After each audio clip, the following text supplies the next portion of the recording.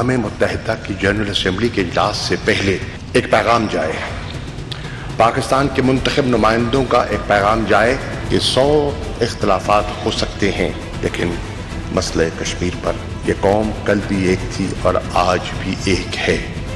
मुझे आपके जज्बात का एहसास है। जो खुदा फरमा रहे थे मैं सुन रहा था, आपकी आंखें नम थीं और आपने दुरुस्त कहा कि यह मसला किसी ज़मीनी टुकड़े का नहीं है, ये बात उससे ज़्यादा गहरी है। और 5 अगस्त के जो इक़दामात हैं उन्होंने हमारी तशवीश में इजाफा किया है, ये पूरी कौम जानती है।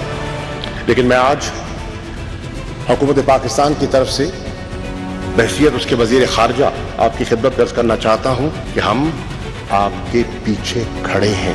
दुनिया नजरें मोड़ सकती है, पाकिस्तान आपसे नजरें नहीं मोड़ेगा। मेंबरान पार्लियामेंट इस बात पर गौर फरमाएं कि 54 साल बाद मसला कश्मीर सलामती काउंसिल में ज़ेर बहस आता है और उसके बाद जो अक़वाम मुत्तहिदा के सेक्रेटरी जनरल का स्टेटमेंट है, अगर वो अक़वाम मुत्तहिदा की सोच की अक्कासी करती है उनका ज़हन, तो वो क्या है।